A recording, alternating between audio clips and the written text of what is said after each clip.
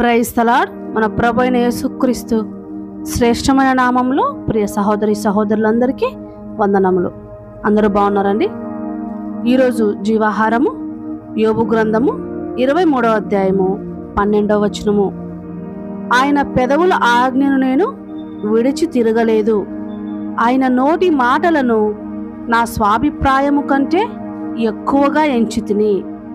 Job chapter 23 verse 12. Neither have I gone back from the commandment of his lips. I have esteemed the words of his mouth more than my necessary food. Amen. This is the Job's secret for survival in the storms of his life. మనమందరము ఇదే నేర్చుకోవాలి.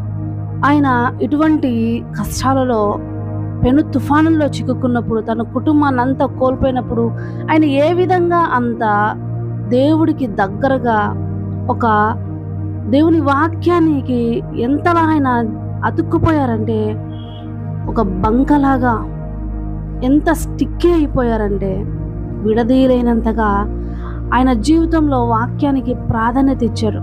కనుకనే ఆయన నిలబడగలిగారు అట్టి పరిస్థితుల్లో, అలాంటి కష్టాలు, అలాంటి బాధల్లో. మనం కూడా ఈరోజు యోబు జీవితం నుంచి ఇదే నేర్చుకోవాలి. ఆయన జీవితం నుంచి ఎంత నేర్చుకున్నా మనకు తక్కువే. కానీ ఇలా నిలబడగలడా అన్నది ఈ ఒక్క వచనమును ఈరోజు ధ్యానించుకుని మనం దేవుని దీవెనలు పొందుకుందాం. ఆయన పెదవుల ఆజ్ఞను విడిచి తిరగలేదు. ఎందుకంటే దేవుడి యొక్క సర్వోన్నతమైన నామంలో ఉన్నటువంటి శక్తి ఆయనకు తెలుసు కనుక, ఆయన మాటలోని శక్తి తెలుసు కనుక ఆహారము కంటే ఎక్కువగా దేవుని మాటలను తీసుకున్నాడు కనుక. ఇక్కడ ఆయన తన జ్ఞానానికి కానీ తన సొంత అభిప్రాయం కానీ ఏమాత్రము తావివ్వలేదు, చోటివ్వలేదు. తన అభిప్రాయంను లెక్కలోనికి తీసుకోలేదు. కంప్లీట్గా దేవునికి తన ప్రాణమును, ఆత్మను, శరీరమును సబ్మిట్ చేసుకున్నాడు. తన కలిగినదంతయు, తన బిడ్డలు, తన భార్య, తన కుటుంబం అంతటిని దేవునికి సబ్మిట్ చేసినప్పుడు మన జీవితాల్లో కూడా ఇలాంటి సంపూర్ణ విశ్వాసంలోనికి నడిపించబడతాం.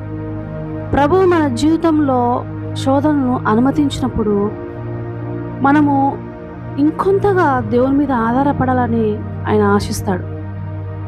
అందుకే యోబు గారు అంటున్నారు కదా, నేను శోధించబడినప్పుడు సువర్ణము వలె మారేదనని.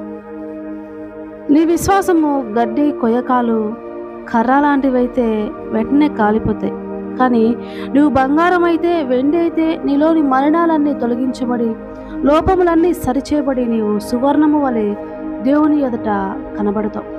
అయితే మనం కూడా ఒక్కొక్కసారి శోధనలు వచ్చినప్పుడు పక్కకు తప్పిపోతాము. ప్రభువా, ఎక్కడున్నావు ప్రభువా? నాకు కనిపించు, నాతో మాట్లాడు, నాకు సహాయం చెయ్యి, నేను ఎంత వెతికినా నాకు దొరకట్లేదు నువ్వు. ఇలాంటి మాటలన్నీ అనుకుంటూ ఉంటాం. యోబు గారు కూడా ఇలాగే ఒక వచనంలో మాట్లాడుతూ ఉన్నారు. యోబు గ్రంథం 23వ అధ్యాయము 8వ వచనంలో, నేను తూర్పు దిశకు వెళ్ళినను ఆయన అచ్చట్లేడు, పడమటి దిశకు వెళ్ళినను ఆయన కనబడటలేదు, ఆయన పనులు జరిగించు ఉత్తర దిశకు పోయినను ఆయన నాకు కానవచ్చుటలేదు, దక్షిణ దిశకు ఆయన ముఖము తిప్పుకొని ఉన్నాడు, నేను ఆయన్ను కనుగొనలేదు. నేను నడుచు మార్గము ఆయనకు తెలియను, ఆయన నన్ను శోధించిన తర్వాత నేను సువర్ణము వలె కనపడేదను అని. ఎంత గొప్ప మాట కదండి. కానీ ఆయన 12వ వచనంకి వచ్చేసరికి రియలైజ్ అయిపోయాడు. ఆయన అన్నింటినీ వదిలివేసి, ఈ కలవరాన్ని, ఈ యొక్క పరిస్థితిని అంతటిని వదిలేసి దేవుని వాక్యాన్ని మరలా గట్టిగా పట్టుకున్నాడు. మనం కూడా మన జీవితాల్లో ఈ విధంగా దేవుని వాక్యాన్ని గట్టిగా పట్టుకోవాలి. ఆయన అలా గట్టిగా పట్టుకున్నాడంటే అది ఒక రోజు 2 రోజులు సాధన కాదు. ఆయన తన జీవిత కాలం అంతా దాన్ని కొనసాగిస్తున్నాడని అర్థము. ఆయన ప్రతిదినము వేకునే తన కుటుంబం నిమిత్తము ప్రార్థనలు చేసి, దేవుడికి జిహ్వా బలులను అర్పించి, తన బిడ్డల నిమిత్తము దహన బలులను అర్పించేవాడు. ఒకవేళ వారి హృదయంలో దేవుని ఏమైనా పాపము, విరోధంగా చేశారేమో దేవునికి అని. ఎంత గొప్ప భక్తి కదండి. మనం నేర్చుకోవాల్సిన అవసరం లేదంటారా? మన పరిస్థితుల్లో మనము దేవుని యొక్క వాక్యమునకు అనుగుణంగా బ్రతుకుటకు అనుమతించుకోలేమంటారా? అది ఎటువంటి పరిస్థితి అయినా. ఇటువంటి వాక్యములు చదువుతున్నప్పుడు మరింత మనము బలపడాల్సిన అవసరము ఎంతో ఉంది. యోబు దేవుని యొక్క మాటలను తన ఆహారము కంటే ఎక్కువగా ఇష్టపడ్డాడు, భుజించాడు. అందుకే ఆయన తన సొంత అభిప్రాయానికి చోటు లేకుండా దేవుడి ఆజ్ఞల మీద ఎక్కువగా ఆనుకొనగలిగాడు. అందుకే ఆయన యోబు గ్రంథం 19వ అధ్యాయము 25వ వచనంలో, నా విమోచకుడు సజీవుడనియు తర్వాత ఆయన భూమి మీద నిలుచుననియు నేను ఎరుగుదును. ఇలాగు నా చర్మము చీకిపోయిన తర్వాత శరీరముతో నేను దేవుని చూచెదను. నా మట్టుకు నేనే చూచెదను, మరి ఎవరునూ కాదు. నేనే కనులారా ఆయనను చూచెదను అని దేవుని ఎదుట దేవుని కొరకు అచంచలమైన విశ్వాసముతో నిరీక్షణతో ఆయన కనిపెట్టుచున్నాడు దేవుని ముఖమును చూడవాలని. ప్రియ సహోదరి సహోదరులారా, జామున దేవుడు నిన్ను నన్ను ఈ వాక్యంతో బలపరిచినందుకు ఆయనకు వందనాలు కలుగునుగాక. సమస్త స్తుతి మహిమ ఘనత కలుగునుగాక. ఈ వాక్యం మీ హృదయంలో ఫలింపజేయునుగాక. ఆమేన్. కళ్ళు మూసుకొని ప్రార్థనలో ఏకీభవించండి. పరిశుద్ధుడా, మహోన్నతుడా, మహాగణుడా, గొప్ప దేవ, మీకు వందనాలు, స్తుతులు, స్తోత్రములు ప్రభువా. మేము కూడా నైనా యోబు వలె మా సొంత అభిప్రాయాలకు, మా యొక్క సొంత చిత్తమునకు పక్కన పెట్టినైనా లోబడకుండా నీ యొక్క ఆజ్ఞల ప్రకారం లోబడి నీ ఇష్టానుసారంగా బ్రతికే బ్రతుకుని మాకు దయచేయండి. ఇదిగో ప్రభువా, మరణము ఆయన ఎంత బాధించినప్పటికీ అయ్యా రెండింతలు పొందుకోగలిగిన మహిమ నుండి అధిక మహిమలోకి నడిపించబడిన యోబును మాకు ఈరోజు చూపించిన విధానం బట్టి మీకు వందనాలు చెల్లిస్తున్నాను ప్రభువా. తండ్రి, మాకెంతగానో నేర్పించారు తండ్రి.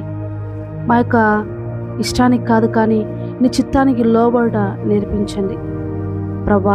ఇంకా ఎవరెవరైతే ప్రభా వారి జీవితాల్లో ఇటువంటి దరిద్ర స్థితిలో నుండి తండ్రి యేసయ్య బయటపడాలని తండ్రి ఆశపడుతున్నారో అటువంటి వారందరినీ జ్ఞాపకం చేసుకుంటున్నాను ప్రభా. సహాయం చేయండి, వారికి ధైర్యమును దయచేయండి ప్రభా.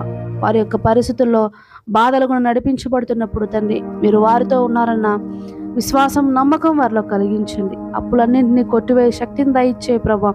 మోయబడిన గర్భమును తెరవండి తండ్రి. కుటుంబంలో శాంతి సమాధానమును దయచేయండి. అనారోగ్యంతో ఉన్న వారికి ఆరోగ్యమును దయచేయండి. ప్రయాణంలో ఉన్న వారికి క్షేమంగా గమ్యస్థానం చేర్చండి. కడుపుబీదలను, వృద్ధులను, విధవరాలను, గర్భవతులను, బాలింతలను, చంటిబిడ్డలను ఆశీర్వదించండి తండ్రి. దేశంలో, రాష్ట్రంలో, గ్రామంలో దీవించండి. రైతులకు మంచి వర్షమును దయచేయండి. రైతులను, వారి కుటుంబాలను దీవించండి. సంఘంలో సంఘ కాపరులను, మిషనరీ ఎవాంజలిస్టులను దీవించండి. పరిచర్య అంతటిని నూరంతలుగా అభివృద్ధి చేయమని సమస్త స్తుతి మహిమ ఘనత మీకే చెల్లిస్తూ త్వరలో రాబోచున్న యేసు నామములో అడిగి వేడుకుంటున్నాను పరమ తండ్రి. ఆమెన్.